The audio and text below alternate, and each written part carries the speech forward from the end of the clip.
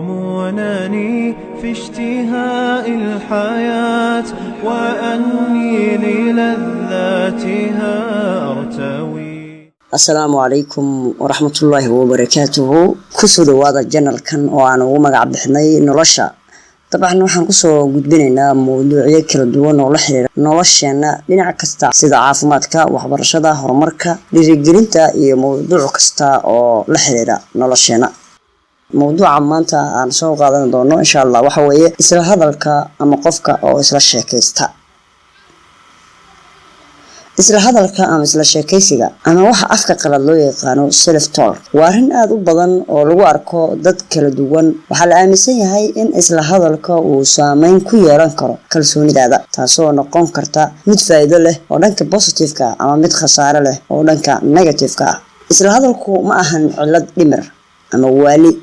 sida dadka qaar ay rumaysan yihiin laakiin waa muhiim in qofku uu ogaado isla hadalkiisu nooc uu yahay waxa uu badanaa ka hadlo hadafku isla hadalkuna waa inuu noqdaa mid qofka farxad gelinaya ama niyadda u dejinaya ama culayska iskaga qaadayo waana inuusan noqon mid canaan ah oo kalsooni darro iyo caro laga qaadayo waa arrin muhiim ah in dadka isla hadla ku dadaalaan sidii ay isla hadalkooda u noqon lahaa mid wax dhisa isla hadalka faa'iidada leh wuxuu qofka dareensiiyaa farxad inuu isku bogo inuu kalsooni helo inuu wax dejin karo ama go'aan gaari karo badanaa isla hadalku wuxuu qofka sameeyaa markii aan la ag joogin iyadoo badanaa qofku uu ka walwalo in la maqlo ama la arko isaga oo isla hadlayo sidaas darteed wuxuu qofku doortaa meel aan lagu maqlayn sida markuu suuqa ama dukaanka ama iskuulka ka soo socdo markuu guriga kaligiis joogo suuliga markuu ku jiro markuu kaligiis yahay hawlna uu hayo sida dhardhaqista waxbarista guri xaaqista iyo cunno karinta jikaduna waa meesha ugu badan ee haweenku ay ku sheekaystaan isla sheekaysigu wuxuu ku xiran yahay qofka siduu dareemayo xaaladaha badanaa uu qofku bilaabo waa markuu faraxsan yahay ama markuu uu xanaaqsan yahay marmarka qaar qofka markuu isla hadlayo kama warhayo qaabka uu ku bilaabanayo kama warqabo qof kastana ilaahay wuu ku abuuray maskaxdiisa inay isla sheekaysato laakiin qofka dabeecaddan leh fikirkii ayaa cod la maqlaya ka noqday waa maxay isla hadalka faa'iidada leh isla hadalka ama sheekaysiga faa'iidada leh waa inuu noqdaa mid niyadda ku dhisaya tusaale ahaan shaqadan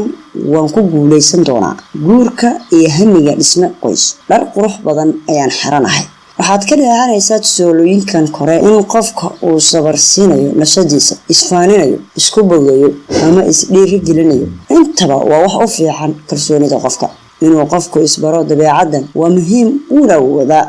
waa maxay isla hadalka khasaarada leh waa cagsiga arrinta hore waa in qofka uu ka hadlaa erayo niyad jab ah canaan u badan sida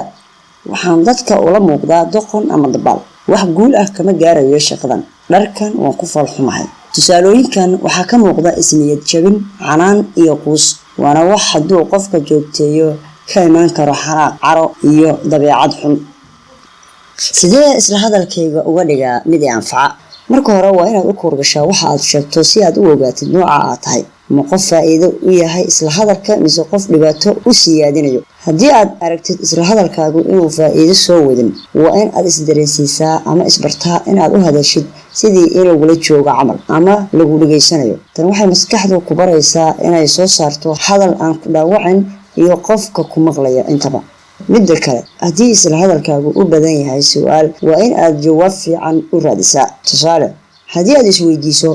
maxaan sameeyaa waa inaad dejisaa khudbad faa'iido kuugu jirto haddii aad arrintaasi ku dadaashid isla hadalkaagu wax dhibaato ah kuma keeni doono insha Allah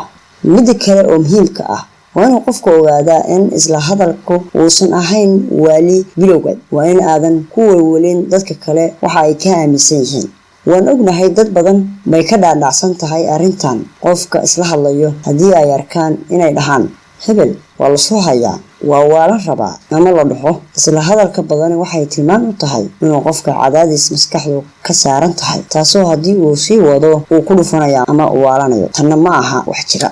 waxaa la sheegay dadka isla hadlo ama sheekaysta khaasatan dadka u badan nooca faa'iidada leh badanaa waxay ka badbaadaan isku buuqa iyo stresska waxaa kaloo la sheegay inay ku yar tahay cudurrada uu stressku keeno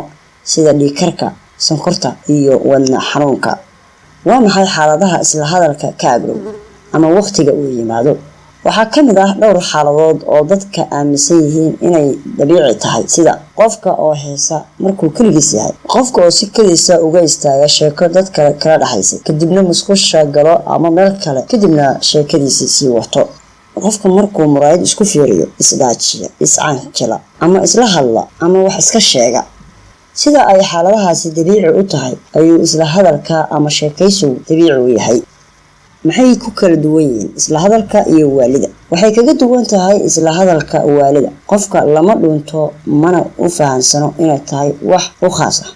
midda kale waxa qofka uu ku sheekaysanayo ma ahan wax is haysta ama isku xiriiraysan ama macno siinaya ama xaaladda qofka uu ku sugan yahay wax ka turjumaya. isla hadalka waalida waxaa la socdo badanaa ficil ama dhaqan ka baxsan heerka dabiiciga ah. aad baad mahadsantihiin mar kale sida wanaagsan ee aad ola socoteen warbixintan kooban. fadlan muuqaalkan sii sheergare si ay uga faa'iidaystaan dad badan oo u baahi qaba. intaan kulan dambe isku arkayno haddii alla idmo, waa adigoo taabta subscribe-ka sidoo kalena riixa gambaleelka. insha allah waxaad heli doontaa warbixinadayada dambe. nabadgelyo. يلومونني في اشتهاء الحياة وأني للذاتها